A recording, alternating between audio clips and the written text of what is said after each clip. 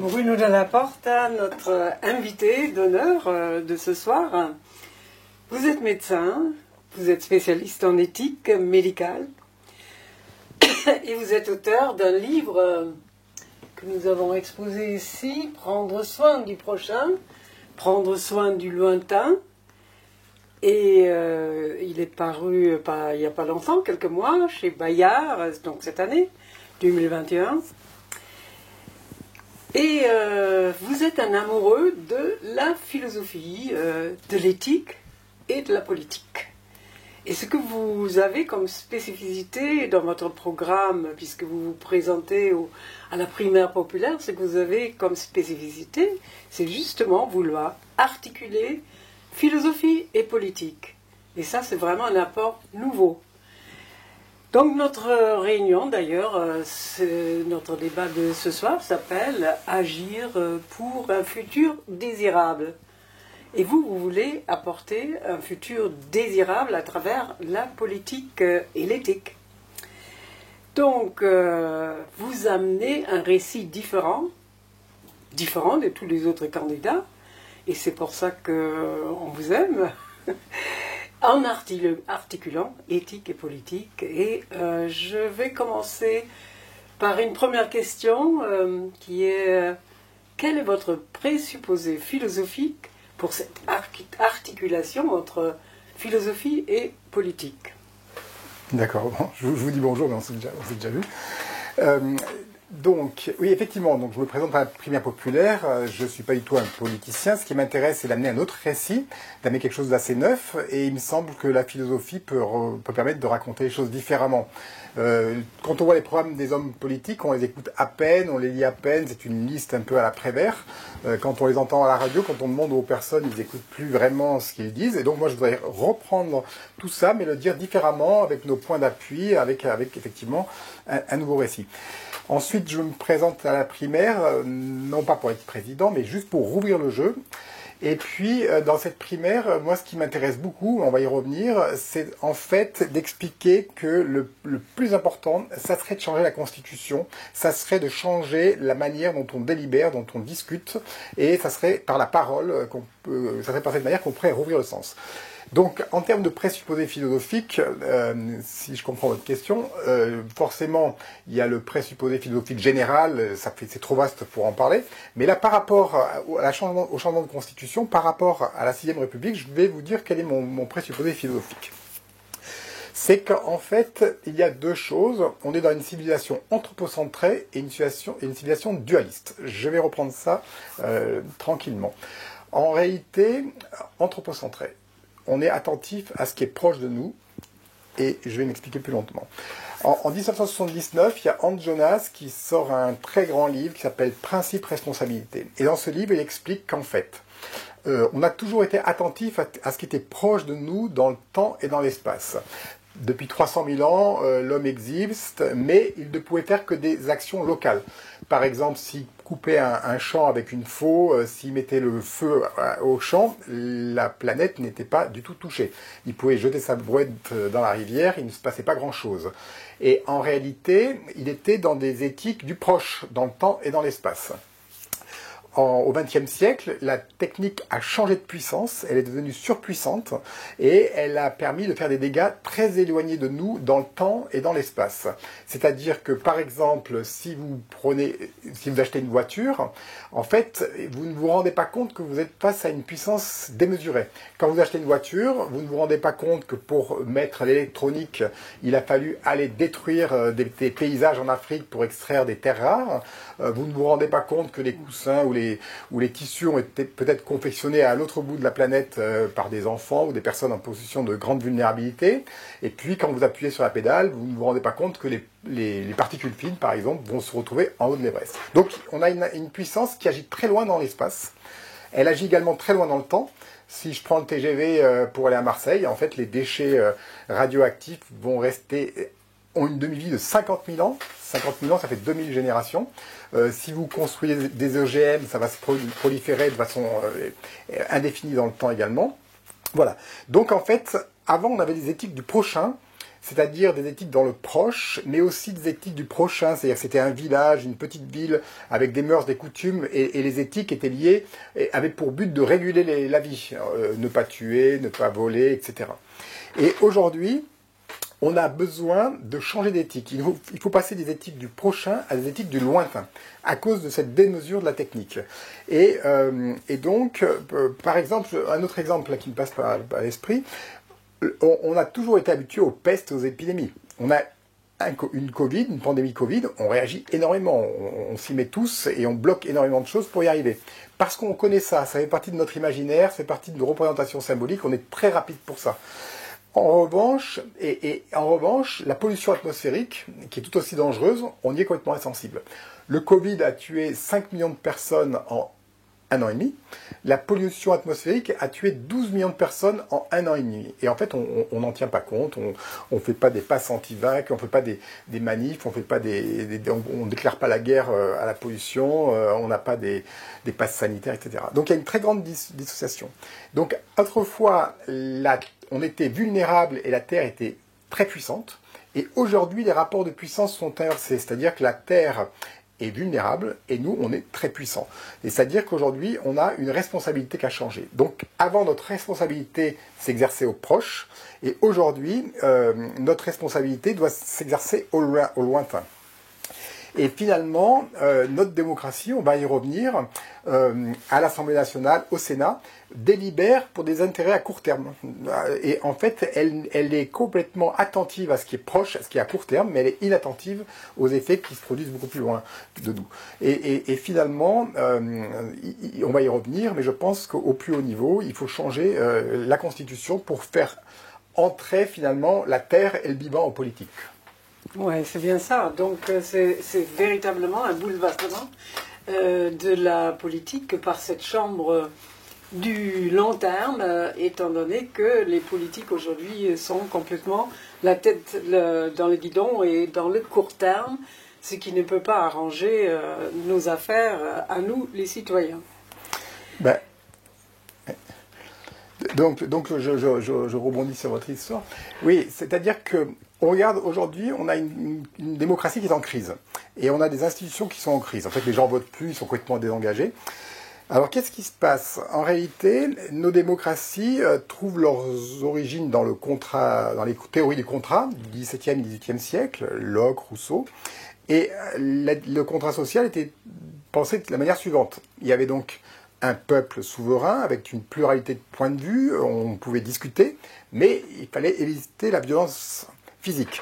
Et à partir de cette pluralité, on élisait des représentants, et puis ces représentants produisaient de la norme, produisaient de la loi, et en produisant des normes et des lois, ils étaient supposés faire en sorte que le collectif puisse s'auto-gouverner, s'auto-orienter, choisir son destin, choisir sa destinée. Et en fait, aujourd'hui, tout ceci est en errance, en fait. C'est vraiment la crise. Et quand on regarde les institutions, on s'aperçoit que la démocratie représentative, comme vous le dites, ne fonctionne plus vraiment. Le président de la République est très haut placé, mais il gouverne de façon très verticale, il est coupé d'une masse inerte, très anonyme, très désengagée. La démocratie représentative n'est pas non plus très représentative. Emmanuel Macron a été élu avec 18% des voix au premier tour, ce qui veut dire qu'il y a seulement un Français sur 6 qui ont voté pour lui. Il est également soumis à des lobbies, à des conflits d'intérêts. L'État est soumis au marché. Le marché est une force suprême nationale, donc finalement l'État n'est pas libre, il n'est pas libre de conduire sa destinée. L'Assemblée nationale, c'est pareil, c'est pas représentatif, hein, c'est surtout l'homme des Lumières, c'est-à-dire l'homme plus que la femme, l'homme blanc plus que les minorités, surtout un homme qui a plutôt 50, 60 ans plutôt que la représentativité de toutes les couches. Et puis, quand on regarde le gouvernement actuellement, c'est un gouvernement du court terme. Si vous interrogez un homme politique ou vous interrogez un ministre, par exemple, il vous dira en fait que c'est une précipitation et une chronométrie constante. C'est-à-dire qu'il va avoir 300 mails le matin dans sa boîte de mails, il va devoir répondre à une manifestation, dans la presse on va le mettre en cause, il faudra qu'il se justifie, il y aura des revendications de droits, des contestations, et finalement il va être pris dans une moulinette incroyable, et ils le disent, hein, si vous les interrogez, ils vous le disent, ils font en 2 jours ce que normalement une personne ferait en 2 semaines. Et donc c'est-à-dire qu'ils ont une grosse difficulté pour s'orienter et se rendre disponible. Et aujourd'hui, on est face à un défi qui répond du long terme. Comme vous le savez, en 2050, on va se prendre un gros problème. 2050, c'est le climat, la biodiversité, la couche d'ozone, les aérosols atmosphériques, la pollution des sols, le cycle de l'azote, l'acidification de l'océan, etc. Et face à ça, on est vraiment mal barré. Parce que les institutions ne sont pas capables de répondre de ce long terme, de ce futur, de ce vivant et de la Terre. Et donc, ce que je pense, en tous les cas, en tant que personne qui va essayer d'amener un autre discours à la primaire populaire, si jamais on passe, hein, une petite parenthèse, il ne reste plus qu'une semaine, on est très proche des 500 mails, très très proche. Il faut que dans la semaine, ça monte un peu, et si ça monte, c'est possible qu'on passe pour le second tour, donc pour la suite, en tous les cas. Donc voilà, si vous êtes convaincu par ce que je vous raconte, n'hésitez pas à trouver 1 ou 2 personnes autour de vous pour augmenter le nombre de parrainages.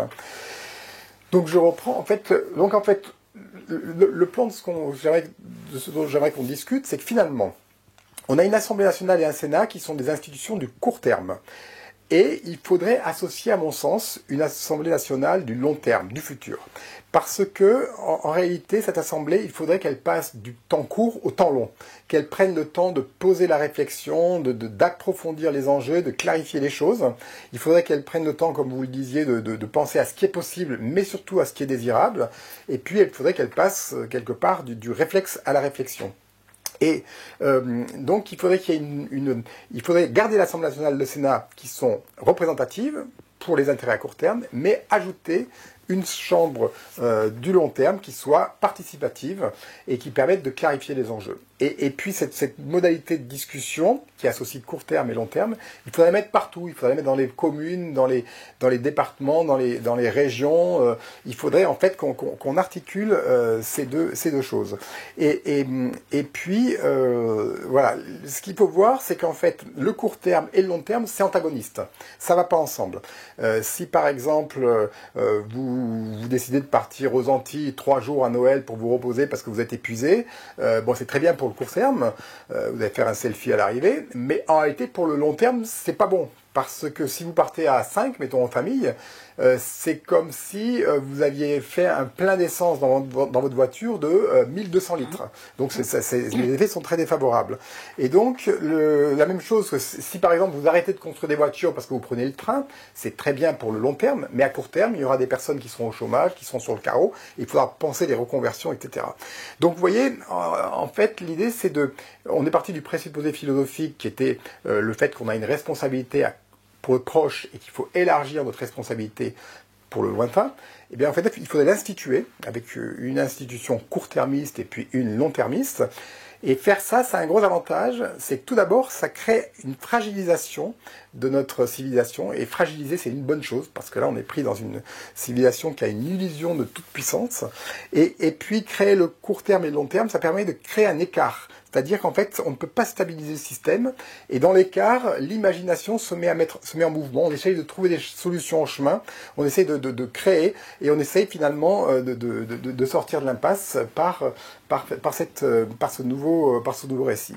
Voilà. Donc en fait, pour répondre à la question du court terme, et pour répondre à la question de la chambre du futur, je pense que c'est une manière d'instituer politiquement ce que la philosophie a bien vu déjà depuis au moins une 40aine d'années. Voilà. Ouais, mais il faut aussi dire que notre démocratie, si vous voulez changer la constitution, ça veut dire pour vous, notre démocratie n'est plus adaptée au sens, et elle n'a plus de sens aujourd'hui. Parce que je pense un peu, c'est comme autrefois, en 1789, en France, c'est quand même arrivé qu'on passait d'une monarchie de droit divin à un semblant de démocratie tout de même, c'est-à-dire à un bouleversement complet du système qui nous gouvernait.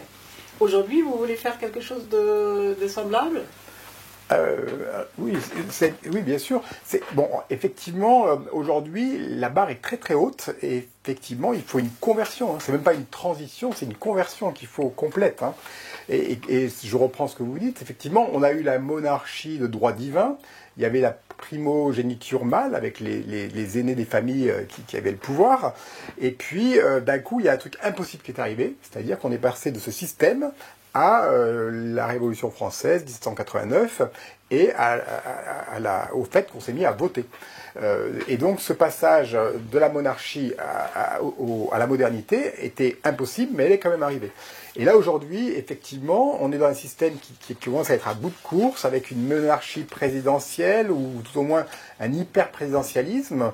Et là aujourd'hui, il faut effectivement changer au plus haut niveau la Constitution pour amener cet élément du futur, pour faire entrer la terre et le vivant en politique. Oui, donc je pense que la rupture est extrêmement profonde et qu'elle pourrait correspondre à ce que vous dites, effectivement.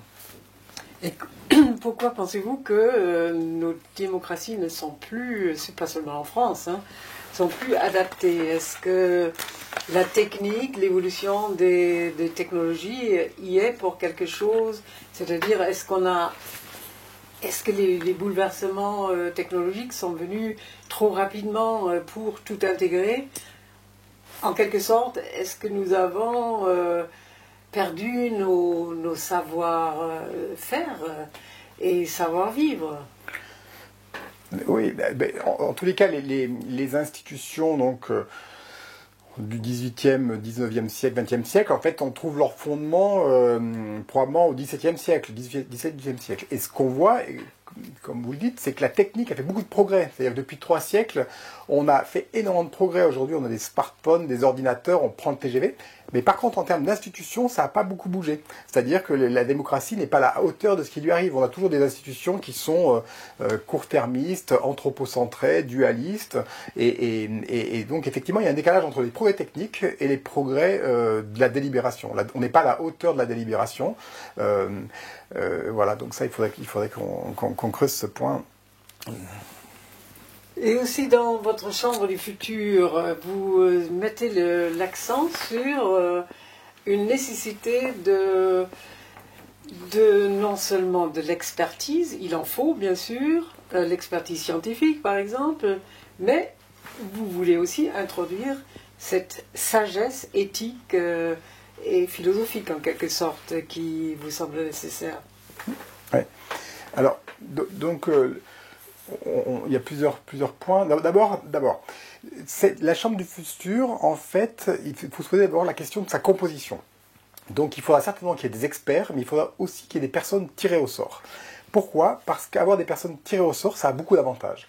Les personnes tirées au sort, tout d'abord, elles ne sont pas soumises au lobby, donc elles ont vraiment une liberté de penser.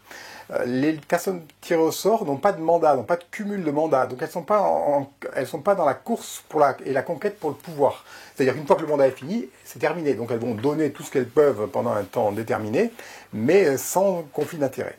Et puis les personnes tirées au sort, c'est vrai que elles sont capables de poser des questions auxquelles aucun expert n'aura pensé. Parce qu'en fait, elles ont un bon sens. Hein. Si vous prenez votre voisin, votre tante, votre collègue, etc., s'il est tiré au sort, il ne sera pas expert, mais il aura quand même il peut avoir un bon sens, et comme vous dites, une espèce de sagesse pratique. Et donc ça, c'est quand même un gros atout. Dans cette chambre du futur, il faudra aussi penser à mettre des hommes politiques. Parce que si vous ne mettez pas d'hommes politiques, vous allez avoir des décisions, des clarifications ou des avis qui vont être donnés. Et en fait, ensuite, ça va être détricoté par les hommes politiques s'ils n'ont pas participé au processus. Par exemple, en Irlande, ils ont changé la constitution. Et en fait, tout ce qui a été défait par les hommes politiques. On le voit aussi pour la Convention citoyenne pour le climat. Hein. On va peut-être y revenir. Il n'y avait pas d'hommes politiques. Finalement, Macron n'a rien retenu et les députés n'ont rien changé, ni le Sénat. Tout était bloqué. Voilà, donc je pense que déjà pour la composition, il faudra experts et personnes tirées au sort. et personnes politiques. Donc j'arrive à votre question d'expertise et de sagesse pratique, mais je vais le dire avec une introduction. Aujourd'hui, on a beaucoup d'instances qui sont scientifiques. On a le GIEC, par exemple, au climat, des scientifiques. On a l'UICN pour la biodiversité, des scientifiques. En médecine, on le voit bien dans les enjeux de bioéthique. On le voit, par exemple, pour l'euthanasie, l'acharnement thérapeutique, les cellules souches, je sais pas, la PMA. Et puis, on va le voir aussi pour la biodiversité. Il y a 3 niveaux, en réalité, quand on regarde. Il y a un premier niveau scientifique qui détermine ce qui est possible et ce qui n'est pas possible. Mais ce premier niveau scientifique est en fait encadré par un second niveau qui détermine ce qui est légal et ce qui n'est pas légal. Et ce second niveau, c'est en fait le niveau juridique. Mais ce second niveau, il est lui aussi à son tour encadré par un troisième niveau qui est en fait le niveau moral, le niveau éthique. Ce niveau dit ce qui est bien et ce qui n'est pas bien. Et donc finalement, une décision complexe, ça se prend avec ces 3 ordres. Niveau 1, on va dire technico-économique aussi. Niveau 2, juridico-politique. Et niveau 3, éthique et morale. Et dans ce niveau 3, j'inclus aussi les historiens, les sciences sociales, les sciences humaines. Mais c'est ce niveau 3 qui crée le sens. C'est ce niveau 3 qui crée la boussole, qui crée l'orientation. C'est une pyramide où c'est le haut qui crée l'orientation. Or, aujourd'hui, la pyramide est inversée. C'est-à-dire que le niveau qui est le plus haut, c'est le scientifique et économique. Et c'est lui qui écrase tout le reste. Et en fait, il faut renverser l'ordre des choses. Et donc, il ne faut pas que de la science. Il faut surtout maintenir l'orientation et le sens. Et pourquoi c'est intéressant d'avoir ces 3 niveaux? Parce qu'en fait, chaque niveau a sa logique propre. Mais les logiques de chacun niveau ne permettent pas une synthèse parfaite. Ça ne permet pas une équation. On ne peut pas avoir une expert. Autant on peut être expert du niveau scientifico-économique, autant on peut être expert du niveau juridique, constitutionnel et politique, autant on peut être expert en philosophie morale, autant on ne peut pas être expert de la décision. Et en fait, le fait qu'il y ait 3 niveaux, c'est bien parce que ça fragilise, ça rend les choses un peu brinque-ballant, et ça oblige justement à sortir de l'expertise, parce que la résolution des 3 niveaux, c'est pas une expertise, c'est une sagesse pratique à plusieurs, c'est une action ouverte sur quelque chose de nouveau et quelque chose qui se lance vers l'inconnu. Donc voilà, pour répondre à votre question, je pense que cette chambre du futur devrait avoir 3 niveaux, mais que le point dominant, c'est qu'il faut amener en position supérieure la philosophie morale pour pouvoir avoir une boussole. Parce qu'aujourd'hui, on est dans un monde complètement déboussolé, il y a des multicrises, et quand on voit de tous les côtés, tout est perdu, c'est très profond. Et en fait, il y a une dépossession du sens, en fait. Par exemple, au boulot, à l'hôpital, les infirmières ne s'engagent plus, elles sont complètement... il y a un désenchantement très profond qu'on perçoit un peu partout. Et donc, pour réintroduire le sens, il faut impérativement considérer que la philosophie, en clarifiant les enjeux, avec des expertises de niveau 1, niveau 2, niveau 3, est une manière d'apporter une réponse et effectivement de passer d'un gouvernement par les experts à une sagesse pratique à plusieurs. En quoi la Convention citoyenne pour le climat peut être un modèle politique par exemple, pour cette chambre du Longtemps? Oui, c'est une très bonne remarque. Donc, juste en un mot pour rappeler le contexte de la Convention citoyenne pour le climat. Si je ne me trompe pas, les gilets jaunes, on augmente le prix du gasoil. La taxe, au lieu de partir pour l'écologie, elle part pour la fiscalité. Le gasoil augmente et puis il y a une crise sociale. Et donc, on s'aperçoit que la crise sociale est très très liée à la crise écologique. Donc, Macron... il faudra vérifier, mais je crois que c'est ça, décide de tirer au sort 150 personnes, de les mettre avec des experts et de les faire travailler longtemps, peut-être 1 an et demi. Et donc, cette Convention citoyenne pour le climat est très très intéressante, vous avez raison, parce que finalement, on s'aperçoit quand on prend des experts, et qu'on les met ensemble et qu'on les fait discuter, en fait, ils se transforment au bout du temps, premièrement. Dans ces 150 personnes, il y avait beaucoup de climato-sceptiques, ou en tout cas, il y en avait, et on s'aperçoit que très rapidement, ils ont changé de point de vue et ils se sont transformés. Et deuxièmement, on s'aperçoit que malgré le fait qu'ils étaient tirés au sort et qu'il y ait eu une pluralité de points de vue, ils ont réussi à produire de la norme commune. C'est-à-dire que quand on prend les 420 pages de la Convention citoyenne pour le climat, Eh bien, dans les 80 pages, ils sont toujours d'accord. Ils sont toujours d'accord pour les mesures, et les mesures sont toujours radicales. Donc c'est quand même très extraordinaire. Il y a quelques fois où il y a une contradiction, donc c'est noté en bas de page, mais ça arrive très peu souvent. Donc finalement, cette Convention citoyenne pour le climat, ça a été un tube à essai extrêmement important. Et ce qui s'est passé, c'est qu'il y a eu une mauvaise nouvelle, et il y a une très bonne nouvelle. La mauvaise nouvelle, c'est effectivement que Emmanuel Macron n'a rien retenu. Quand c'est passé à l'Assemblée, au Sénat, ils n'ont même pas pu changer une phrase de la Constitution, c'était bloqué. Mais la très bonne nouvelle, c'est que finalement, une démocratie participative, délibérative, avec des experts, des personnes tirées au sort, en fait, c'est un moyen très profond pour qu'on trouve de nouvelles solutions.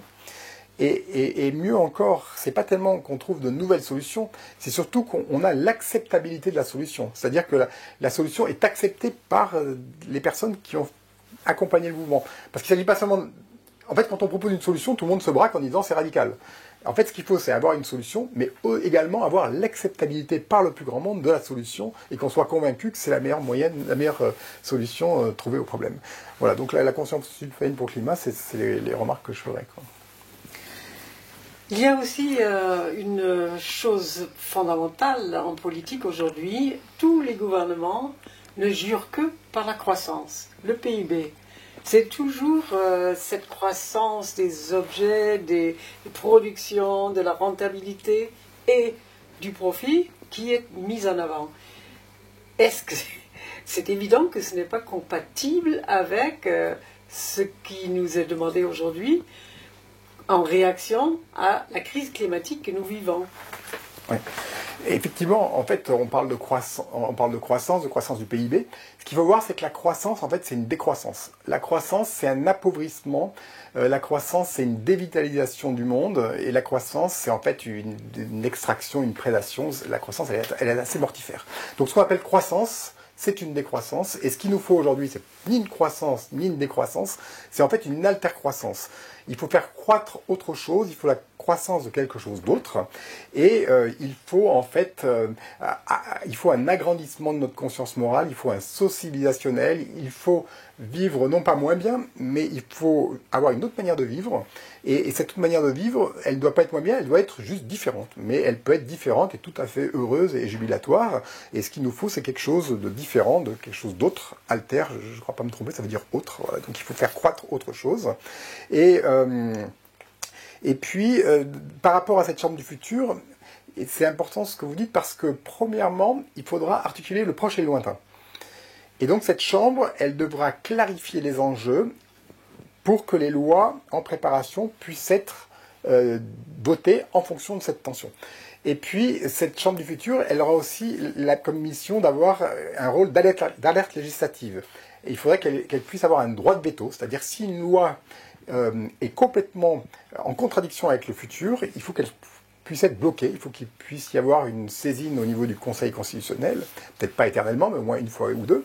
Et puis, donc, cette chambre, elle aura donc premièrement un rôle sur l'articulation prochain-lointain, mais il faut aussi que cette chambre, elle soutienne cette altercroissance. C'est-à-dire qu'il faut qu'elle puisse repérer dans les territoires les initiatives extrêmement importantes, innovantes, il faut qu'elle puisse faire un maillage de toutes ces initiatives, il faut aussi qu'elle puisse accompagner les conversions de métiers, parce que comme je vous le disais, si on prend des mesures vertueuses, en fait, il va falloir reconvertir des métiers. Donc il faudra anticiper, il faudra réfléchir à ça, et donc la Chambre du futur devra accompagner ce mouvement-là, et elle devra, et c'est à ce niveau-là que va se jouer le gros enjeu dont on parle, c'est l'articulation entre justice sociale et justice écologique.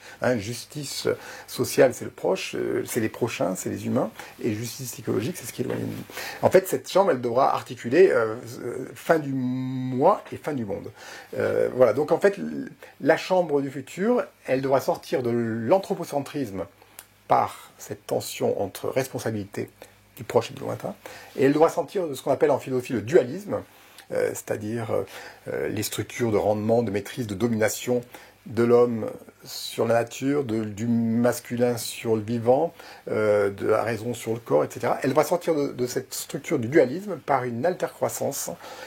Et puis finalement, la démocratie, c'est un axe vertical du pouvoir qui s'articule avec un axe horizontal du vivre ensemble et des initiatives. Et donc, il faudra probablement articuler cet axe vertical et horizontale au plus haut niveau de l'État, mais également le répercuter partout, c'est-à-dire dans les territoires, dans les communes, et puis même à la limite, il faudrait même mettre des chambres du futur partout. Il faudrait mettre à l'hôpital, au CA d'une fondation, il faudrait mettre dans les écoles, dans les universités. Il faudrait que partout, on sorte de l'anthropocentrisme et du dualisme, mais en l'instituant par des délibérations neuves et différentes.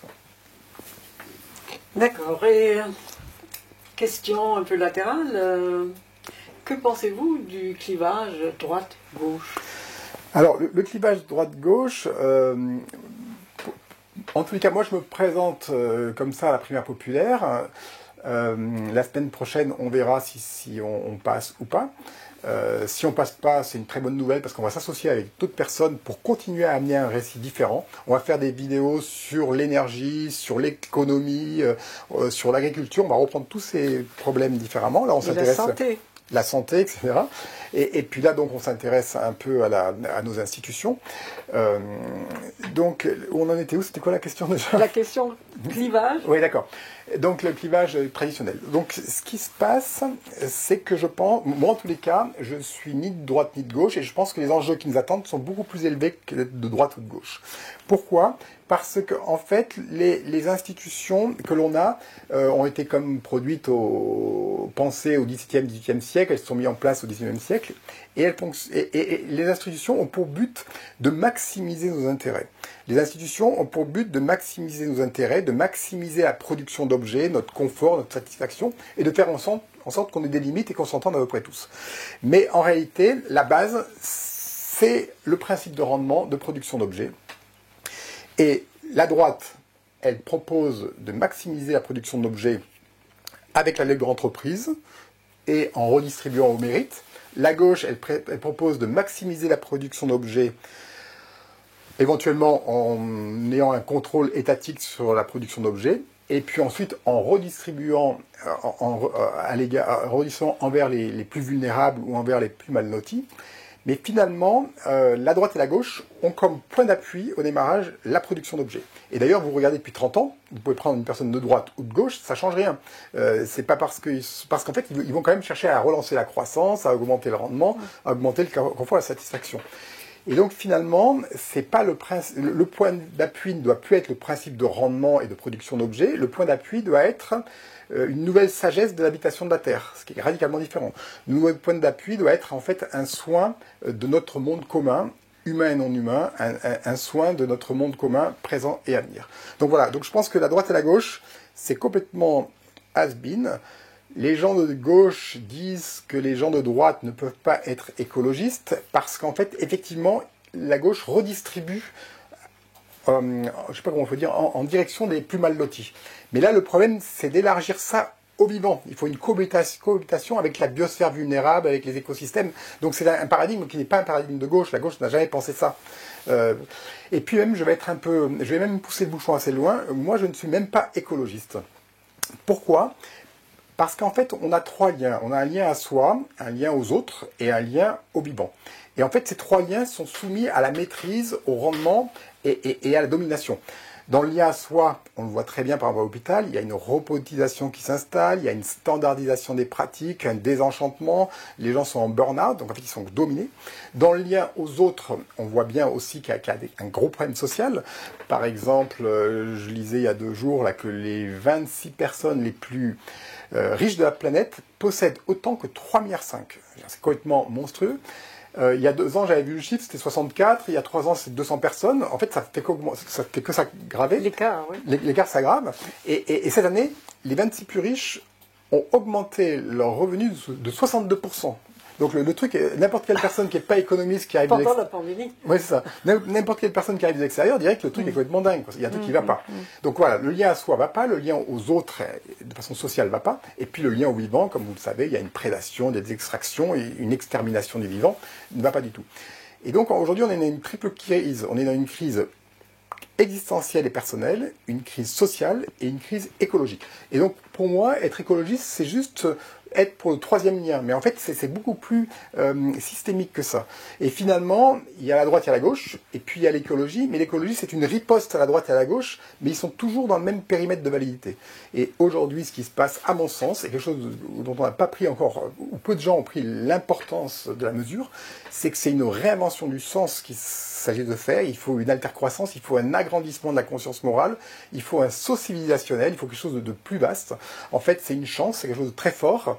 On en est capable, mais il faut réaliser que c'est quelque chose qui est inédit. Et soit on va en crever, soit va naître autre chose, mais on est à un moment de crise, un moment de vie ou de mort, et c'est un moment qui va être extrêmement jubilatoire, joyeux et enthousiaste si on comprend qu'il faut être à la hauteur de cet enjeu et qu'on ne peut plus du tout continuer à fonctionner sur les paradigmes de la modernité, par modernité je veux dire, de cette période qui a commencé à peu près à la Révolution française. Et j'ai une avant-dernière question qui m'est inspirée par des philosophes comme Spinoza ou Amartya Sen, qui est le concept de la capacitation, la mise en capacité du peuple, des gens. Et voilà, comment croyez-vous pouvoir réencapaciter les citoyens qui sont actuellement quand même assez désorientés, et comme vous l'avez décrit vous-même, dans votre secteur qui est la santé, désenchantés, désespérés. D'accord. Bon, là, c'est vraiment la question centrale. J'ai pas la réponse, personne n'a la réponse. Ça fait 40 ans que des gens se battent, militent, etc. et que des scientifiques produisent des rapports catastrophiques. Personne ne les écoute.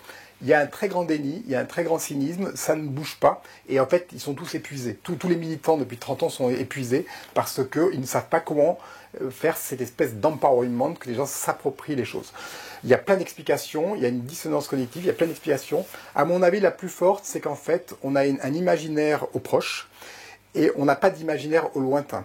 Donc en fait, on n'a pas l'imaginaire qui nous permet d'accueillir les problèmes du lointain. On n'a pas l'imagination qui nous permet d'accueillir ça. On n'a pas la structure d'accueil. Donc il faut changer cet imaginaire. Et donc là, il faut une métamorphose des consciences. Il faut que le premier lien à soi se métamorphose. Et donc pour ça, c'est probablement plus la narration, l'art, le récit. À mon petit niveau, moi j'amène une narration un peu différente en philo, voilà. Et les hommes politiques, on les écoute plus. Hein. C'est des paroles mortes, des paroles vides. Même s'ils sont très bien, on les écoute plus. C'est usé. Et donc il faut un nouveau récit pour que les gens, je sais pas, il faut raviver le sens. Il faut des propositions signifiantes pour cela. Alors. Moi, j'ai pas la réponse, mais je pense que ça passe par le sensible, par l'imagination, par le corps, par l'affectabilité, et il faut qu'il y ait une propagation de proche en proche. C'est un univers symbolique à développer. En fait, c'est quelque chose qui n'existe pas et qu'il faut faire advenir. Sinon, on reste dans nos choses. Et là, on n'a pas le temps d'en parler, mais si la campagne se poursuit, moi, ce que je vais proposer comme scénario, il faut aussi des dramaturgies, il faut des scénarios, c'est en fait poursuivre la campagne avec un but, c'est changer la Constitution. Et le but, ça sera finalement un mois avant les élections, ça c'est une fiction, hein, ça a une chance sur 1 milliard d'arriver, mais je vous dis, un mois avant les élections, voir tous ceux qui sont prêts à changer la Constitution, parce que vous savez que Montebourg y pense, Mélenchon y pense, Hamon y pensait, la primaire populaire y pense, Dominique Bourg a beaucoup travaillé dessus, et d'ailleurs beaucoup de choses que je dis s'appuient sur son travail, la Fondation Nicolas Hulot aussi, Osons le Big Bang démocratique, etc. Il faut changer la Constitution. Donc mon idée, ça serait de devenir président. Un mois avant, on regarde celui qui a le plus de voix et le plus de voix dans les sondages, on démissionne, on n'en garde qu'un seul. Il a le pouvoir, il fait un référendum, donc là il faudrait qu'on en parle un peu plus longtemps, c'est très compliqué, si on peut creuser ce point-là. Il fait un référendum, on passe 1 an ou 2 avec des personnes tirées au sort, des experts, des constitutionnalistes, des juristes, à changer la Constitution, et ensuite, le président démissionne, et on revote, et on repart sur des bases différentes, avec une délibération nouvelle, au plus haut niveau et à tous les niveaux. En fait, je pense que la clé de voûte de la réussite est là. La clé de la voûte de la cathédrale est là parce que la démocratie, c'est la discussion, la discussion, c'est la parole c'est le sens, c'est l'orientation, c'est la direction. Et en fait, si on ne ravive pas le sens au plus haut niveau, on ne peut pas s'en sortir. Et je pense que si vous avez un processus décisionnel du court terme lié à la production d'objets, etc., vous aurez un résultat qui sera déplacé. Si on change les modalités de discussion, alors le résultat sera différent. Voilà.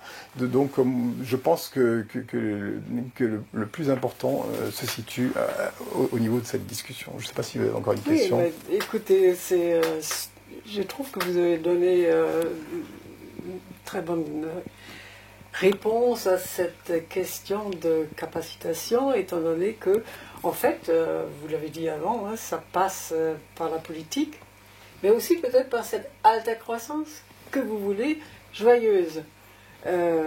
C'est ça qui fait agir les gens quand ils se croient ou quand ils se sentent écoutés. En tout cas pour vous, est-ce que ce vote doit être quelque chose... C'est quoi Ce vote. Vote. Le vote. Le vote, la démocratie, doit être une façon de devenir actif, agir pour un futur désirable. Ça doit passer par cette alta croissance, ça doit passer par la démocratie, ça doit passer par la parole, les débats entre les gens. En fait, on ne sait pas, hein, c'est multifactoriel, hein, parce qu'en fait, il faut une métamorphose des consciences, il faut qu'il y ait un imaginaire qui change, il faut qu'il y ait un récit, donc il faut qu'il y ait une modification des personnes, ça commence à venir. Ensuite, il faut qu'il y ait des initiatives plurielles qui réouvrent le jeu un peu partout en France, et puis ensuite, il faut que ça s'institue. Voilà, et donc une métamorphose, en fait, c'est un événement impossible. Hein. La chenille, quand elle devient papillon, c'est impossible.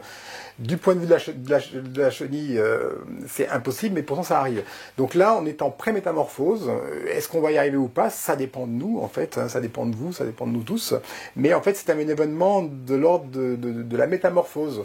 Et une métamorphose, il n'y a pas une logique, ce sont des multiples points comme ça qui se cristallisent pour faire un beau cristal d'un coup. Ce qu'il y a de sûr, c'est que 2022, tout le monde dit qu'on n'a plus que 5 ou 10 ans pour vraiment faire la conversion, pour virer de bord. Et 2022, si on a un président qui repart à l'identique, en fait, c'est du court terme, c'est de la production d'objets, c'est de la pulsion de mort. En fait, s'il repart à l'identique, on se prend le mur en 2050 et chaque année va coûter cher en termes de dégâts. Donc, on a deux solutions. Soit on essaie d'être, on essaie de, comment dire, on a deux solutions. Parce qu'en fait, ce qu'on reproche dans ces cas-là, on dit aux gens, vous n'êtes pas réaliste et vous êtes radical. Ok, mais alors là, il faut reprendre le problème calmement, quoi. C'est-à-dire que soit on continue à l'identique, et on se dit on est réaliste, voilà, on fait ce qu'on peut, mais pas plus que ce qu'on peut, et on se prend un mur dans 30 ans. Le mur, c'est 2 degrés de plus, 1 milliard de personnes qui se déplacent, et 1 milliard de personnes qui se déplacent, c'est la guerre, c'est la barbarie. Donc, première hypothèse, à court terme, ça va, on maintient la satisfaction, on maintient le confort, 2, 3, 4, 5 ans. À long terme, c'est le choc. Deuxième solution, on articule dès maintenant, dès 2022-2023, le prochain et le lointain. Et là, effectivement, c'est radical. Et effectivement, il y aura des difficultés, il y aura des dégâts, il y aura des trucs. Mais c'est d'un facteur 1/100 par rapport à ce qu'on aura dans 30 ans. C'est-à-dire que les dégâts seront minimes. Et puis probablement qu'on va être obligé de partir vers l'inconnu, d'imaginer. Et puis on est capable de beaucoup de choses quand on part en chemin comme ça. Parce qu'on est dans une impasse. Il ne s'agit même pas de continuer dans l'impasse. Il s'agit de changer de chemin, quoi. C'est quand même beaucoup plus profond que ça. Et donc voilà, c'est à nous de choisir. Est-ce que on continue la satisfaction, le confort, et est-ce qu'on est réaliste, voilà, ou est-ce qu'on comprend qu'en fait, il faut être radical pour la simple raison que c'est pas une transition écologique qu'il faut, c'est pas un ajustement qu'il faut, c'est une transformation de notre manière d'être, c'est une métamorphose des consciences, et donc c'est une véritable conversion dans le sens profond du terme. Donc là, ça dépend de nous, ça dépend de vous, ça dépend, voilà, on en est là aujourd'hui. Vous avez appelé votre collectif pour ces élections, pour votre candidature aussi, les artisans de l'impossible. Est-ce que vous y croyez ou vous n'y croyez pas? Ah ben en fait, d'abord, c'est justement parce que c'est impossible qu'il faut le faire. Aujourd'hui, le pire est le plus probable. On est sûr que le plus probable, c'est le pire. Hein. Mais en revanche, au plus le danger augmente, au plus les excès de vie se manifestent et au plus la métamorphose est possible. Et la métamorphose est impossible. Donc en fait, c'est évident que quand on va s'approcher du problème, ça va augmenter la métamorphose. Et puis ensuite, si tout le monde reste dans le connu, dans le réaliste, on ne va pas y arriver. Si en gros les gens sont capables de passer du connu vers l'inconnu, de partir dans un chemin, d'imaginer en route, alors si tous les possibles s'ouvrent, l'impossible est possible. Donc, est-ce que je crois à l'impossible? Oui, je crois que l'impossible est possible, et je suis convaincu en réalité qu'à tous les niveaux, c'est l'impossible qui va nous faire sortir d'affaire. C'est-à-dire que la personne réaliste, un homme politique réaliste, il va faire ce qui est possible, mais pas plus que c'est possible. Aujourd'hui, ce qu'il faut, c'est qu'il y ait un peuple de plus en plus convaincu qu'une autre manière d'être est possible. Il faut que ce peuple de plus en plus convaincu trouve des grandes singularités, des mouvements comme ça qui nomment la possibilité de l'impossible pour amener tout le monde au-delà du seuil de l'impossible. Merci beaucoup. Moi, je suis à la fin de mes questions, mais si vous avez encore un dernier message à formuler... Non, c'est bon, on va attaquer avec les réactions. On a 3 quarts d'heure pour le débat avec le public. J'espère que vous avez préparé vos questions. Bruno Delaporte vous a inspiré par son discours enflammé. Justement, les questions. Moi, je veux pas des questions, je veux des réactions, des critiques, je veux des réactions surtout. Hein, c'est surtout ça qui m'intéresse. Comme je vous l'ai dit au début, ceux qui souhaitent intervenir vont dans l'onglet en bas de Zoom et ils cliquent sur réaction, et sur réaction, ils cliquent sur la demande de prise de parole. Oui, bonsoir Bruno, je suis très intéressé par ta présentation, c'était bien concentré. Il y a un mot que je n'ai pas entendu dans ton discours, c'est qu'il faudrait, pour amener les gens à réfléchir au lointain, susciter de la créativité. Je n'ai pas entendu le mot créativité que j'aurais trouvé bien intéressant. Il faudrait que les gens réfléchissent, que deviennent créatifs. Voilà. Je ne vais pas comprendre la parole. Ouais, non mais c'est vrai que j'ai pas dit le mot créatif, j'ai dit imagination. L'imagination pour moi c'est la créativité, mais j'ai pas dit le mot créatif. Et effectivement, soit on reste dans ce qui est connu, soit on stabilise ce qui est connu, soit on reste dans la caverne de ce qui est connu. Et là on ne fera pas plus que ce qui est possible. Et effectivement, l'imagination, c'est quoi? C'est qu'il y a un savoir stabilisé, et puis il y a un lieu qu'on ne connaît pas encore. Et l'imagination, c'est cet écart entre ce qui est stabilisé et celui qu'on ne connaît pas encore. Et la créativité, c'est quoi? C'est en fait tricoter entre ce qui est connu et stabilisé, et ce qui est inconnu et qui n'est pas stabilisé. Donc je suis entièrement d'accord avec toi, c'est la créativité. Oui, il faut que quelque chose de l'ordre de la créativité se réveille. Je suis entièrement d'accord. Autre question? Oui, Bruno, je réagis à ce que tu as dit en disant je suis ni de droite ni de gauche. Je pense qu'il manque quelque chose dans ta réflexion, c'est le rapport au passé. Le rapport au passé, c'est aussi le rapport, qu'on le veuille ou pas, des acquis et ce qui a fait bouger le monde, on va dire depuis le XVIIe siècle, puisque tu prends cette date. Et moi, je suis de gauche, mais je pense que pour des millions de gens, la gauche va représenter un certain nombre de choses. Et qu'aujourd'hui, il faille trouver, élargir, comme tu dis, notre imaginaire au-delà de ce qu'a été l'imaginaire de la gauche, je suis complètement d'accord. Mais tu ne peux pas faire quelque chose de complètement atemporel. Et je trouve que ton discours ne s'ancre pas quand même dans ce qui a représenté à des moments donnés des sauts dans le connu. Tu l'as dit d'une façon très très générale, tu l'as pas dit à partir d'exemples concrets. Or, si tu veux convaincre des gens de voter pour toi, je pense qu'il faut que tu rappelles qu'un certain nombre de choses concrètes se sont passées pour les gens, des choses comme les congés payés, le passage de 3, 4, 5 semaines de vacances, le SMIC, un certain nombre de choses comme ça, qui ne suffisent pas aujourd'hui, et moi j'adhère complètement à ton articulation entre le proche et le lointain, mais je ne pense pas que tu puisses avoir un discours éthéré en disant je suis la droite, la gauche, c'est pareil. D'accord. Non, mais je t'écoute, hein, c'est pour ça que je veux des réactions. Je prends note. T'as raison, j'ai même pas amené de réponse par rapport à toi. Moi, ce que je ressens, c'est qu'effectivement, la gauche, elle redistribue. Donc, elle redistribue et à ce titre-là, elle a de l'avance. D'ailleurs, aujourd'hui, les gens sensibles à l'écologie sont plutôt de gauche. La droite l'est beaucoup moins, mais il y a quand même des gens qui sont tout à fait prêts pour cette mutation à droite. Donc, ça veut dire que le chevauchement n'est pas parfait. Et puis, t'as complètement raison, la redistribution. Non, mais écoute, ce que tu dis me va très bien. Ce que je veux dire, c'est que il y a quand même un changement de paradigme, et là on est d'accord, c'est-à-dire que cette redistribution qui se fait à l'égard des proches et des prochains avec la gauche, elle doit s'élargir aux vivants, aux non-humains. Donc on est d'accord, tu fais bien de souligner le fait que je suis un peu excessif quand je dis ça, je suis d'accord. Alors il faut être de gauche, mais c'est une néo-gauche, quoi, une nouvelle gauche, quoi. Donc j'ai une demande de prise de parole de la part de Edith. Edith, si tu veux allumer ton micro.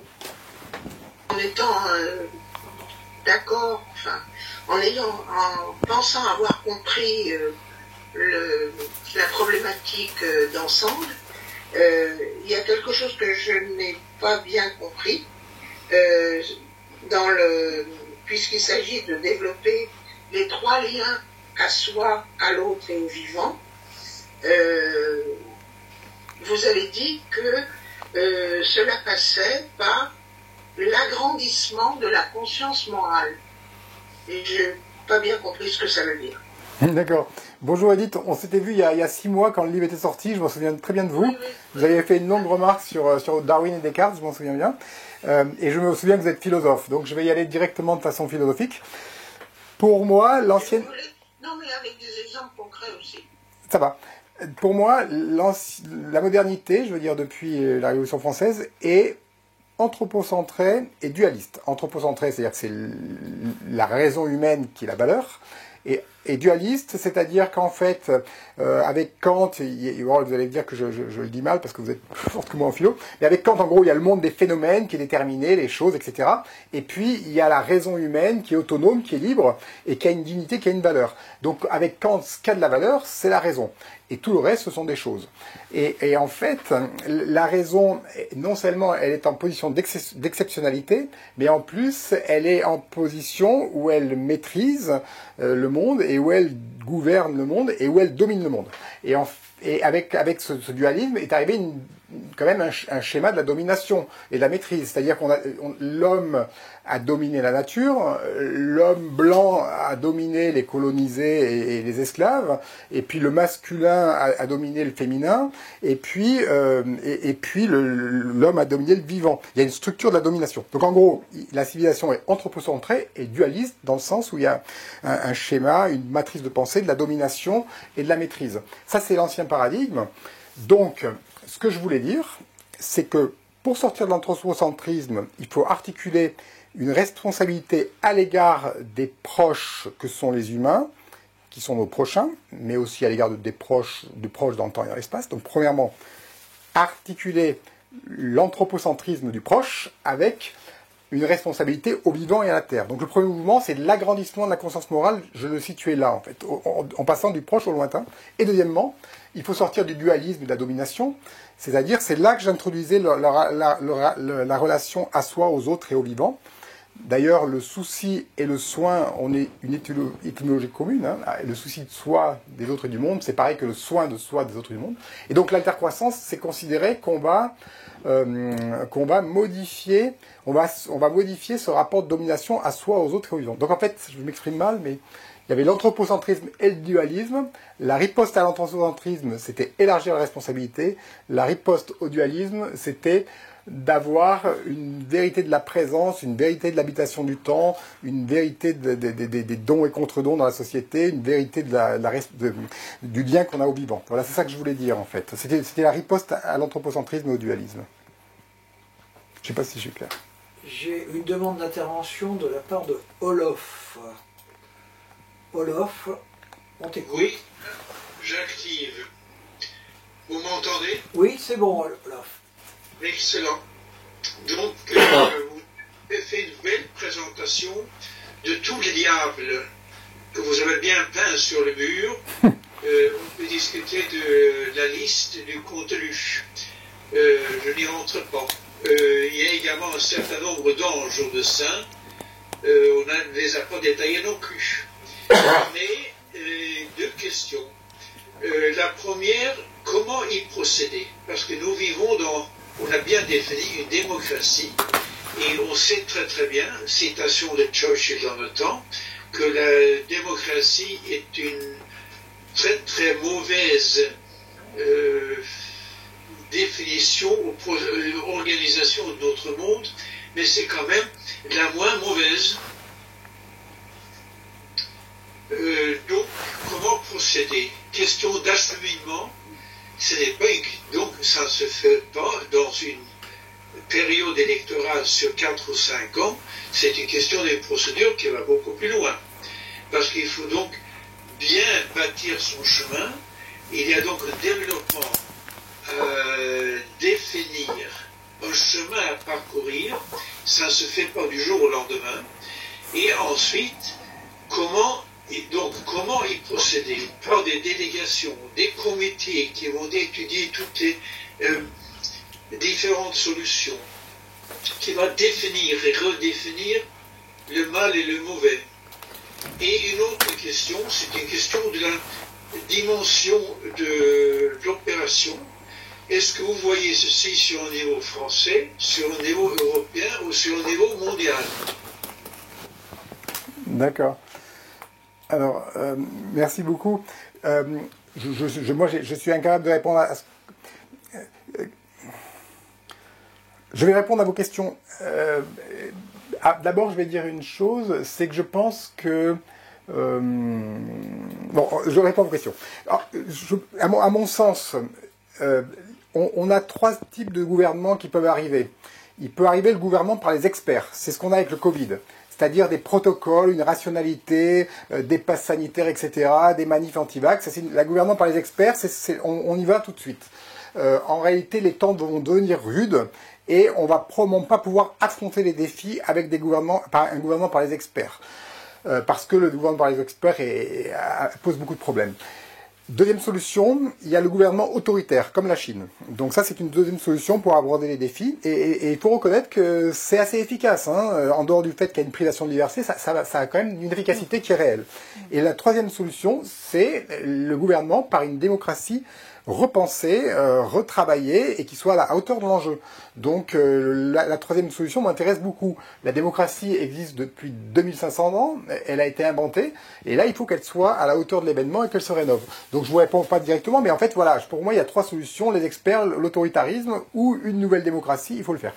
Comment y arriver? Là, j'ai pas la réponse. Je veux dire, il y a des tas de choses qui fourmillent de tous les côtés. Il y a une tendance, capitaliste et technique qui avance et qui est très féroce. Actuellement, il y a une contre-tendance qui se lève. Il y a plein d'initiatives. Les mentalités changent. Il y a des choses qui émergent. Donc, il y a un conflit entre la tendance qui est féroce et qui repart à l'identique et la contre-tendance qui se lève. Comme le disait Edgar Morin, comme il disait plutôt Oderlin, mais c'est Morin qui le reprend. Là où croit le péril, croit aussi ce qui sauve. C'est-à-dire que là, quand ça va devenir de plus en plus périlleux, il a fait 50 degrés au Canada, en Chine il a plu autant en un jour qu'une année à Paris, etc. Quand ça va monter, je ne sais pas ce qu'il faut faire, mais il faut déployer un autre imaginaire, il faut que les artistes s'y mettent, il faut que ça mette de tous les côtés, et donc il faut que la contre-tendance finisse par faire en sorte que l'impossible arrive. Donc là, j'ai pas la réponse, mais je pense qu'en fait, il faut rénover la démocratie. Et puis on n'a pas eu le temps d'en parler parce que il faudrait qu'on parle de comment faire pour changer la Constitution, mais ça on n'a peut-être pas le temps d'en parler maintenant. Voilà, ça me paraît être quand même très important. D'autant que, comme je disais, la discussion, c'est vraiment le sens, c'est vraiment la démocratie. Donc je pense qu'on n'est pas à la hauteur de ce qu'est la parole, quoi, en fait. On n'est pas à la hauteur de ce qu'est la parole. Et il suffit de se retrouver dans un espace éthique, là, parce que je vois qu'il y a Armel, à discuter. On sent à quel point ça crée des propositions signifiantes, à quel point il y a quelque chose de très vivant qui réapparaît. Donc ça, c'est le premier point. Deuxièmement, par rapport à la France, à l'Europe, j'ai pas la réponse. Hein. Je pense que on a un système mondialisé, général, et je pense que c'est le local, le singulier qui va réouvrir le jeu. Donc il y a des tas d'initiatives qui se réouvrent. Il y a des tas de locaux qui ripostent au mondial en ce moment dans les territoires. Donc ça va partir pas du haut, c'est-à-dire que c'est pas le haut qui va commencer, c'est le bas, et ça va se structurer en aller-retour avec le haut. Forcément qu'il faudra des normes sur le carbone, il faudra du clos, mais c'est l'ouvert qui va réouvrir. C'est des mouvements pluriels qui vont réouvrir. Et là encore, on ne sait pas comment ça se passe une métamorphose. Donc je pense qu'il faut que ça commence par soi, par ses voisins, par sa commune, par son établissement. À la fondation où je travaille, je vais essayer de mettre en place une chambre du futur au plus haut niveau. Est-ce que j'y arrive à ça? Donc, après, si ça passait au niveau de la France, eh bien, on serait un point local sur la planète, c'est sûr, mais il ne faut pas attendre que tout le monde s'y mette. Et puis la France, on serait le premier pays à changer la Constitution en Europe, donc on aura l'Europe avec nous, on a quand même une base commune de valeurs, de représentation. Si on a l'Europe, on a l'Afrique. L'Afrique, c'est une civilisation qui a beaucoup d'héritages communs avec nous, au niveau des valeurs, des points d'appui. On a une dette immense, on en doit beaucoup. Si on est riche, c'est parce qu'on a quand même exploité beaucoup de choses chez eux. Donc on a un contre-don, on a une restitution à donner.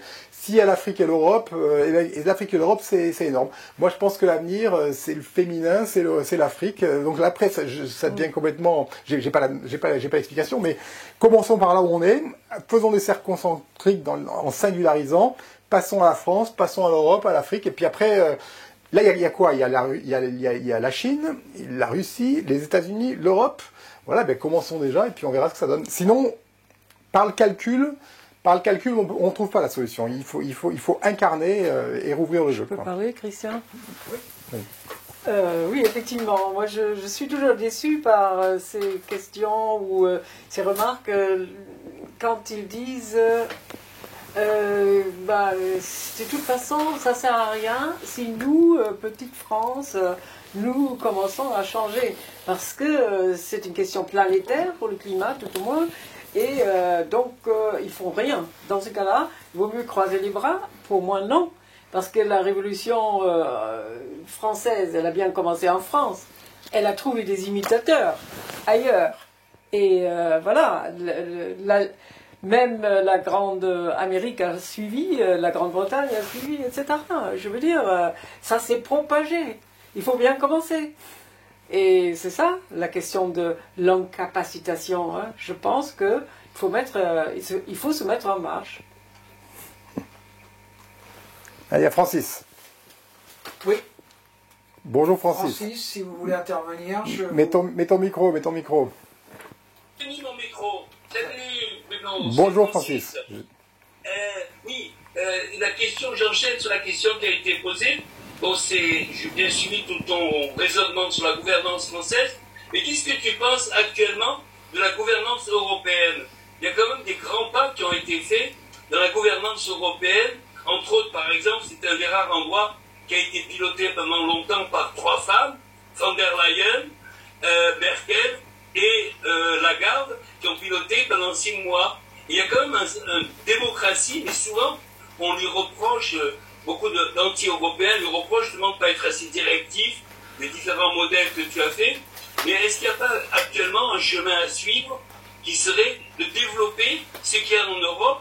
Et les premiers pas, à mon avis, sont déjà très satisfaisants.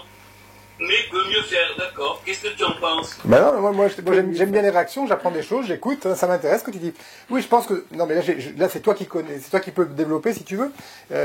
En fait, on voit que partout, il y a des choses qui émergent, on sent que ça soulève et que ça donc, tu le dis très bien, quoi. Non, j'ai rien de plus à dire, je suis d'accord avec ce que tu dis.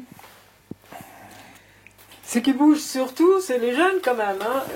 À Berlin et dans toute l'Allemagne, il y a eu des manifestations face au changement climatique. Les Fridays for Future ont massivement, donc les jeunes ont massivement défilé. Maintenant, est-ce que ça changera les institutions? Pas encore. On n'en est pas là. Mais il faut commencer. Hein. Et... Je voulais dire que moi, ce qui me questionne dans le processus, c'est que ce renversement de pyramide et le fait d'écouter davantage les recommandations sur le long terme plutôt que sur le court terme, enfin, toutes ces modifications, faire taire les experts et écouter les personnes qui ont des choses à dire qui soient de l'ordre du bon sens ou du pragmatique ou du ressenti, tout ça, ça suppose un changement d'attitude par rapport à l'écoute, voilà, à développer une écoute qui est différente et qui est ciblée aussi différemment. C'est-à-dire on arrête de s'incliner parce qu'un tel est expert. On arrête de s'incliner parce qu'un tel a l'autorité. Et on va accorder du crédit à ce que disent des gens qui ont été tirés au sort, par exemple, et qui sont comme tout le monde. Voilà, donc ce changement vers une écoute différente, qualitativement, orientée différemment et plus profonde aussi par rapport à des desiderata qui se projettent, comme vous le dites, de manière beaucoup plus large, avec une conscience morale beaucoup plus large, eh bien, ça suppose un élargissement aussi de l'écoute. Voilà. Et je me demande bien comment obtenir ça. Enfin, en tout cas, ça fait partie, je trouve, des grandes préoccupations. D'accord, merci beaucoup. Non, mais moi, je ne vais pas faire de réaction. Ce que vous dites est important. On écoute et je suis très intéressé. Après, moi, je pense qu'il faut articuler le proche et le lointain. Il faut articuler les experts et les personnes tirées au sort. Hein, mais effectivement, moi, je sais pas, quand on regarde un débat d'hommes politiques, ils sont dans la guerre, dans la prédation, dans la compétition, ils sont en train de faire des bras de fer, c'est extrêmement viril, c'est un jeu de cirque, on se croirait dans un jeu de cirque. Bon, c'est une façon de discuter. Sport de combat. Mais il y a une autre façon de discuter, c'est dans la coopération, dans l'entente, et ça ne veut pas dire on peut très bien s'engueuler, mais il y a une autre façon de discuter. Et effectivement, les modalités de la discussion qu'on voit à la télévision, sont pas l'ultime réalité, quoi. Il y a des façons de discuter qui sont très différentes. Nous, il y a des lieux de philosophie où on discute, on peut ne pas être d'accord et même se contredire, mais c'est plus riche, plus profond, comme vous le dites. Donc là aussi, il y a une manière de parler qui apprend. Et comme vous le disiez, c'est une exigence morale, et effectivement, on n'est pas à la hauteur de l'exigence morale. Le problème de ce grand saut de civilisation qu'il faut qu'on fasse, c'est qu'on n'est pas à la hauteur dans tous les niveaux, et donc on ne sait pas ce qui va se passer. On ne sait pas ce qui va se passer, mais il va se passer quelque chose et il faut le soutenir. Non, mais merci pour le commentaire. Hein. Je suis pas celui qui sait par rapport à tous ces commentaires-là. Là, donc, maintenant, j'ai une demande de prise de parole, de Laurent, je crois, c'est ça, hein, Laurent Traca. Oui, c'est ça. Oui. On t'écoute, Laurent. Bonjour. Bonjour. Super, je trouve que la dernière question qui a été posée va complètement dans le sens de ce qui me préoccupe un petit peu. Tu ratisses large en fait et effectivement j'ai peur que ça fasse un petit peu comme pour Lampedusa, c'est-à-dire tout changer pour finalement ne rien pouvoir changer. Concrètement comment faire pour obtenir un croisement des savoirs, parce que c'est un peu ça. Quand tu décris plusieurs types de sociétés d'experts, sociétés autoritaires, démocraties, en réalité, il me semble que ce sont des sociétés d'experts. Le 19e siècle était scientiste, on l'a combattu, mais le scientisme revient sans arrêt. Et moi, c'est vraiment, pour moi, la question de fond. C'est-à-dire qu'il y a tout un ensemble d'expériences quotidiennes, de savoir-faire, de gens du peuple qui prennent pour des prunes, tout simplement parce que les experts les évaluent autrement, ou ne les évaluent pas, ou ne les étudient pas, ou n'en tiennent pas compte. Et c'est un peu comme la difficulté finalement à conceptualiser quelque chose qui n'a pas de résonance. Alors comment est-ce qu'on organise le croisement des savoirs, c'est-à-dire les experts à leur place, c'est-à-dire, je pense que Mélenchon dit ça de temps en temps, vous voyez, par rapport au Covid, il y a plusieurs attitudes, il y a plusieurs explications scientifiques, et c'est aux politiques de décider. C'est donc, puisqu'il y a partout, tout le temps, même en sciences, il y a toujours plusieurs possibilités, plusieurs stratégies. Et donc, il faut une démarche politique. Comment est-ce qu'on restitue cette force? Parce qu'actuellement, toutes les sociétés sont entre les mains d'experts. Même dans les potentats politiques, je veux dire, c'est toujours un expert qui parle et qui dit ceci est possible ou ceci ne l'est pas. Alors voilà, changer la Constitution, ça me paraît être une étape importante, mais il faudrait que tu nous donnes un petit peu tes recettes, parce que toi tu travailles justement dans le milieu de la santé, et la santé c'est, je pense, le nœud gordien. Au moins la situation qu'on vit actuellement nous montre quel est le vrai nœud gordien, c'est celui de la santé, l'ouvrage, le prochain, le lointain, illustre tout à fait cette importance de la santé. Par exemple, la santé naturelle.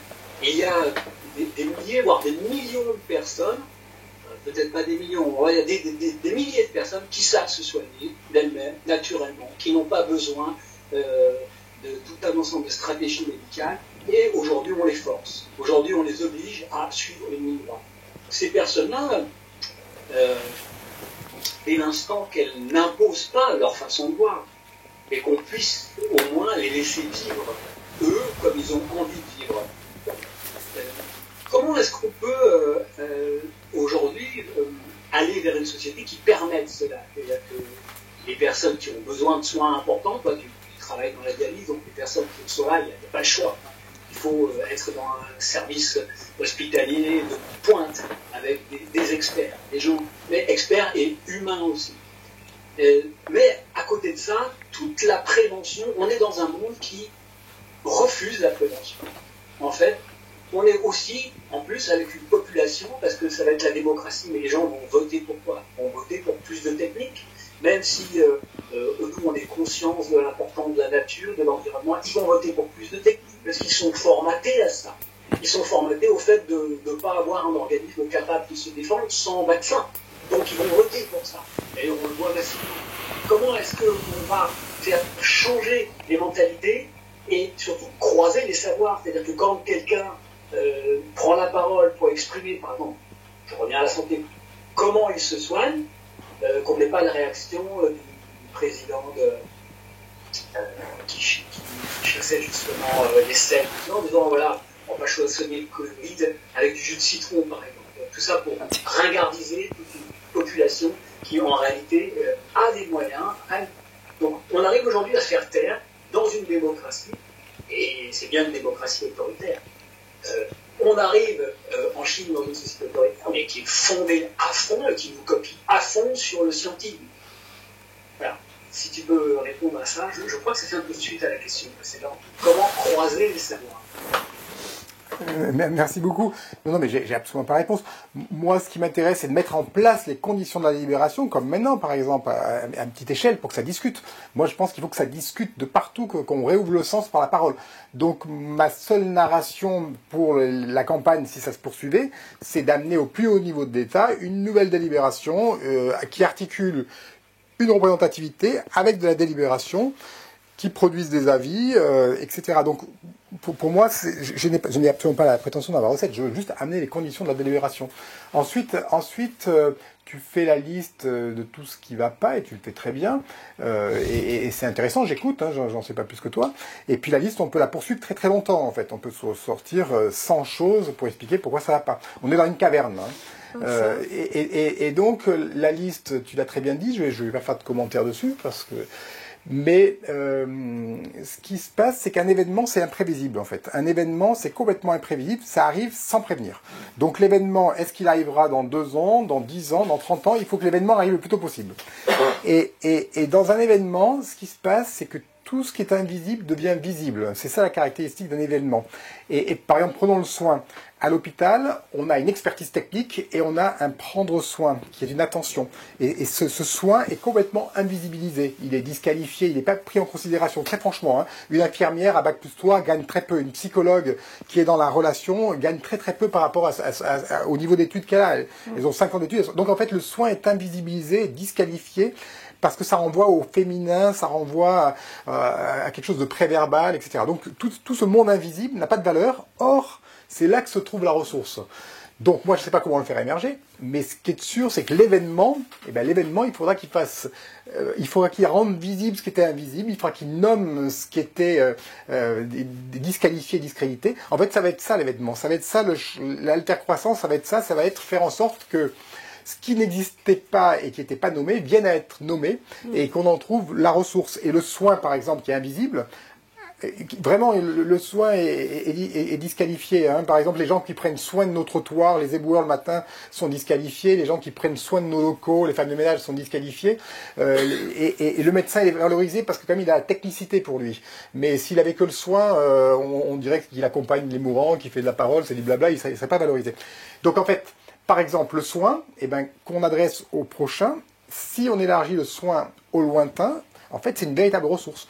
Moi, j'ai pas la réponse, mais je pense que actuellement, depuis le Covid, on voit beaucoup de choses qui étaient invisibles commencent à devenir visibles, et que l'événement, quand il va... Là, on est en période peut-être pré-événementielle, en fait. On est peut-être en période pré-événementielle. Les périodes pré-événementielles, ça se caractérise par le fait qu'il y a de plus en plus de réunions, de discussions. Il paraît que dans les révolutions, on le sent un peu à l'avance. Comment croiser les savoirs? Moi, je pense qu'il faut l'instituer. Hein.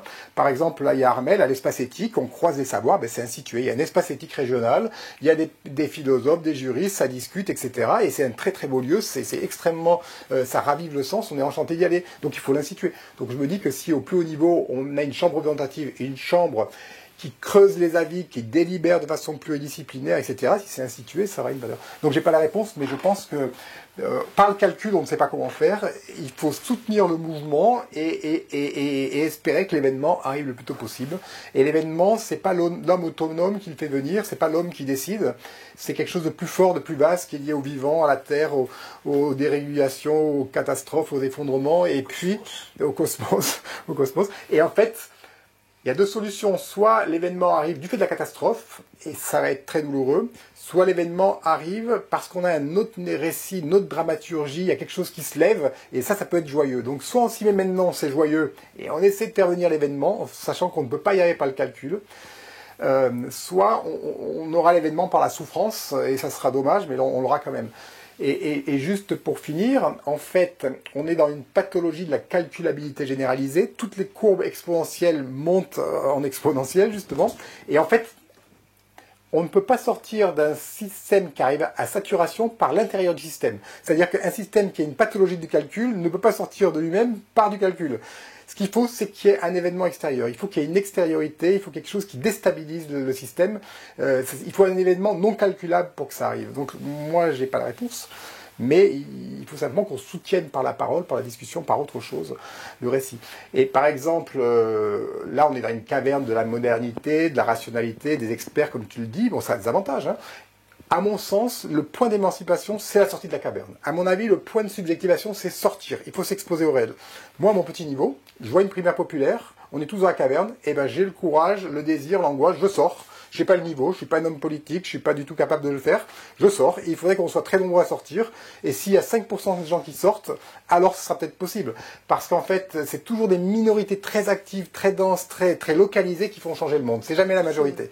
C'est jamais la masse qui fait changer le monde. Donc en fait, ça dépend que de nous, ça dépend que de vous, 30 qui êtes là. Si on y va, et ça peut marcher. Bravo. J'ai une redemande de la part de Sylvie. Sylvie, vous pouvez vous exprimer.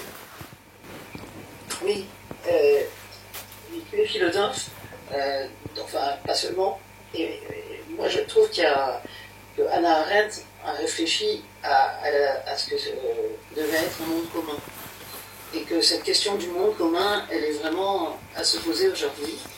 Et pour moi, construire un monde commun, c'est arriver à sortir de l'entre-soi et à recomposer finalement des formes de relations entre des gens qui se fréquentent peu. La société aujourd'hui,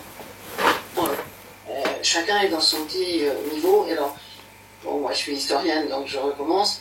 Je pense que même si au lendemain de la guerre, la force du Parti communiste était très importante et que la force du Parti communiste c'était à la fois le stalinisme et vraiment les choses qu'on n'aimait pas, mais c'était aussi des formes de relations extraordinaires entre intellectuels, non-intellectuels, artistes. Aujourd'hui, je pense que ces formes d'alliance, elles devraient aussi se faire entre les gens qui travaillent et les gens qui ne travaillent pas, quand on voit comme le gouvernement fait passer sa réforme sur le chômage en disant il y a ceux qui foutent rien et ceux qui travaillent, c'est scandaleux. Donc tu as parlé des relations hommes-femmes qui sont évidemment importantes. Et ce que je crois aussi, c'est que, et c'est ça qu'il faudrait arriver à renouveler, c'est la capacité à discuter ensemble à ses côtés, beaucoup de gens l'ont dit. Et effectivement, ça veut dire ça, transformer les modes de faire de la politique. Bon, moi je reviens d'un festival de cinéma qu'on a organisé sur le train, et il y a une coopérative qui est en train de se créer, qui est la coopérative RACOP, qui va essayer de rétablir des lignes secondaires qui ferment. Les gens de la CGT ne sont pas d'accord normalement avec RACOP. Ils sont venus, il y a eu une discussion extrêmement constructive, où tout le monde s'écoutait et discutait. Et ça, je trouve que si on arrive à faire ça, c'est vraiment très important. Pour rebondir sur la question du croisement des savoirs, qui est effectivement très très important, je pense que vous connaissez ATD Carmonde. ATD a réfléchi et met en pratique en permanence cette dimension de croisement des savoirs. Je ne connais pas le bouquin exactement, je ne peux pas le dire, mais je trouve que ça serait bien qu'on commence à avoir des références communes et à mélanger nos références. Donc moi je pourrais vous donner les exemples de ça. Mais effectivement, le croisement des savoirs, il me semble que c'est aussi que chacun, à partir de sa façon d'exprimer les choses, est capable d'écouter l'autre et de voir en quoi, effectivement, on peut construire du commun. Donc cette dimension de la construction du commun, elle me semble vraiment essentielle pour réenchanter la politique et faire que chacun trouve sa place pour agir sur le monde. Et finalement, la politique, est-ce que c'est pas ça? Et quand il dit « moi je peux rien faire », mais si tu peux être porteur de tout ça, et effectivement, je pense que la primaire citoyenne et cette volonté qu'il y ait seulement un candidat in fine, et pas 4 candidats de gauche, des écolos, je sais pas qui en plus, c'est vraiment très important de s'inscrire dans ce mouvement, de vouloir faire qu'il y ait une personne qui incarne ça. Ça sera toi, ça sera d'autres, mais c'est ça qui est important, me semble-t-il. Merci beaucoup Sylvie. Écoute, tu as tout très bien dit. Moi je trouve qu'on arrive à la fin, c'est super tout ce que tu viens de dire. Je rajoute une chose, mais c'est vrai que le monde commun, et en fait il faut qu'on prenne soin de notre monde commun et d'un monde commun élargi, quoi. C'est-à-dire que c'est un monde commun qui soit de tous les humains, mais des humains, mais aussi de non-humains, et un monde commun qui soit présent et aussi à venir, quoi. En fait, c'est exactement ça, quoi. Il faut passer d'un principe de rendement à un principe d'attention à notre monde commun. Élargi des humains ou non-humains, etc.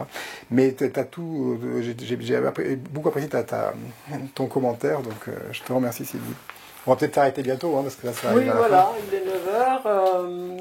S'il n'y a pas d'autres inscriptions, on peut conclure sur votre débat. Est-ce qu'il y a une dernière réaction, un truc qu'on n'aurait pas dit, un truc essentiel, le truc qui renverserait tout? Est-ce qu'il y a un dernier commentaire? Edith? Non. Non. Bon, je te laisse. Donc nous allons vous dire au revoir. Merci pour votre participation et bon courage pour ce qui nous attend. Allez, au revoir. Merci beaucoup. Et juste une dernière chose, hein, j'insiste, si ça vous intéresse, moi je veux pas être président, hein, ce qui m'intéresse c'est qu'on continue à discuter. Si ça vous intéresse, vous trouvez 2-3 personnes autour de vous, vous allez sur la primaire populaire, vous mettez je parraine, ensuite proposez quelqu'un d'autre, il y a un point d'interrogation, il faut avoir un iPhone, un numéro de téléphone, et vous mettez mon nom, Bruno Dalla Porta. Le 11 octobre, on va voir si on est éliminé ou pas. Si, dans les deux cas de figure, c'est une très bonne nouvelle. Si je suis éliminé, c'est une très bonne nouvelle. Je vais me mettre avec d'autres personnes pour essayer de continuer à faire des débats et à faire des conférences et à organiser des colloques dans l'année qui viennent. Donc on sera très heureux de le faire et j'aurai au moins pas d'étiquette politique, ce qui me laissera beaucoup plus libre. Et si on continue, et si jamais on passait, on avait plus de 500 mails, ça sera l'aventure, on verra où on ira, mais on va continuer on va continuer à faire des vidéos sur Internet. Je vais en faire une sur l'économie, une sur l'énergie, une sur l'agriculture, et puis on continuera. Voilà. Donc si ça vous intéresse de continuer l'aventure, vous pouvez cliquer. Merci beaucoup en tous les cas. C'était un vrai plaisir de passer cette soirée avec vous. Donc 500 parrainages qui sont nécessaires jusqu'au 11 octobre. On y est presque, on n'y est pas tout à fait. On y est presque. Au revoir. À très bientôt. Au revoir.